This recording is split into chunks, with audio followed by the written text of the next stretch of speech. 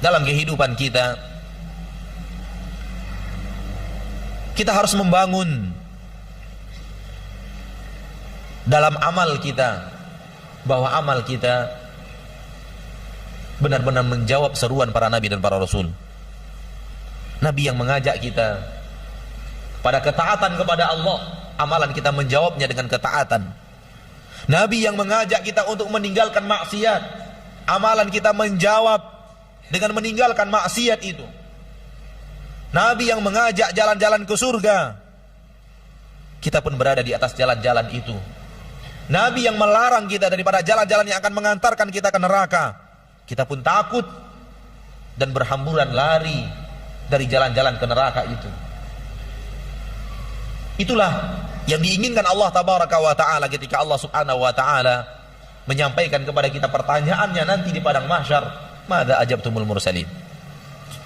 Dan alangkah meruginya orang-orang yang ketika bertemu di akhirat bersama Nabi Muhammad SAW, dia baru sadar ternyata kehidupannya sangat tidak mencontoh dan mengikuti Rasul yang diutus oleh Allah ke permukaan bumi.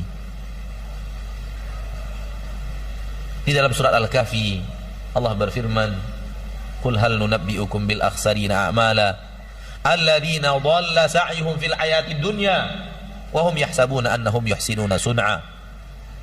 Maukah kalian kami beritahu tentang siapa orang-orang yang paling merugi amalannya? Orang-orang yang di dunia salah amalannya, namun mereka mengira merekalah orang yang telah berbuat baik. Di akhirat kelak, kita umat Nabi Muhammad sallallahu alaihi wasallam akan bertemu langsung dengan Nabi Muhammad sallallahu alaihi wasallam. Mari camkan di dalam hati kita yang paling dalam, camkan di dalam memori kita yang paling kita ingat, di akhirat saya akan bertemu dengan Rasul saya Muhammad sallallahu alaihi wasallam. Dan Rasul akan menilai amalan saya benar atau tidaknya.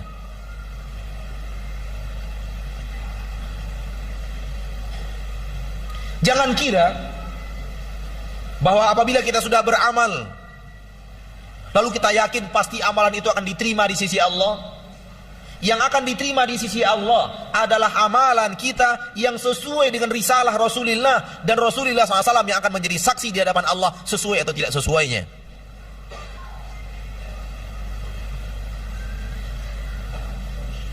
Langsung di hadapan Allah. Fa kaifa idza ji'na min kulli ummatin bi syahid wa ji'na bika 'ala haula'i syahida. Bagaimana wahai Muhammad, di hari kelak di mana setiap umat kami akan datangkan untuk mereka saksi untuk amalan mereka, dan kami datangkan engkau wahai Muhammad saksi atas amalan mereka, yaitu umatmu. Kalau kita tidak membangun langkah kita beribadah kepada Allah di permukaan bumi ini sesuai dengan syariat Rasulullah sallallahu alaihi wasallam, lalu amalan kita telah merasa banyak, namun banyak di atas sesuatu yang tidak diajarkan Rasulullah sallallahu alaihi wasallam, apa nasib kita kelak ketika bertemu dengan Rasul kita tercinta? Di mana kita merasa mengikuti agamanya, namun ketika agama itu disaksikan oleh Rasul, yang lebih banyak kita amalkan itu sesuatu yang tidak beliau amalkan, sesuatu yang tidak beliau ajarkan. Tidakkah akan timbul penyesalan luar biasa? Aku sudah bersusah payah, aku sudah berletih-letih di permukaan bumi, tapi hasilnya sia-sia. Inilah yang Allah gambarkan di dalam Al-Quran surah Al-Ghashiyah. Hal ataka hadithul ghashiyah, wujuh yawma idin khashi'ah, amilatun nasibah. Tidakkah datang kepadamu hari kebangkitan, cerita tentang hari kebangkitan? Ada wajah-wajah yang tertunduk lemas, telah banyak berbuat, telah banyak bersusah payah, akan tetapi tasla naran hamiyah, tetap masuk ke dalam api yang sangat panas. Para ahli tafsir di dalam ayat ini menerangkan, mereka adalah orang-orang yang telah berjibaku, orang yang telah berbuat hal-hal yang besar dan menganggap dirinya telah beribadah kepada Allah. Ternyata di akhirat tidak diakui sebagai amalan. Tidakkah ada dalam kehidupan kita orang yang mengurung dirinya beberapa hari di masjid, di dalam kelambu, lalu tidak makan apapun yang berdarah, hanya secuil dari kehidupan dunia, dia ambil dan bersusah payah dengan amalan-amalan yang sangat hebat kalau kita hanya menilainya dari sisi bentuk zahir amalan. Zikir-zikir yang sangat panjang yang harus mereka rutinkan di malam hari dan di siang hari.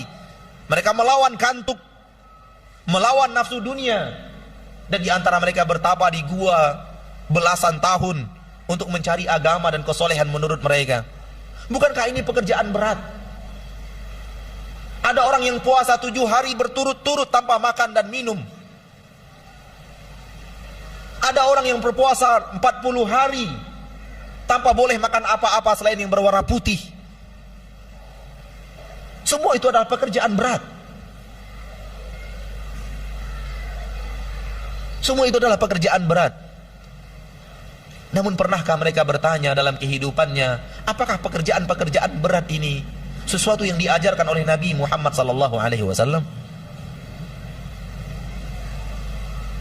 Ataukah ini adalah sebuah kebiasaan yang kita terima dari turunan-turunan kita dan kita anggap sebagai ibadah? Pernahkah mereka membolak-balikkan kitab Al-Quran dan hadis untuk mencari landasan berpijak untuk mengamalkan amalan-amalan tersebut?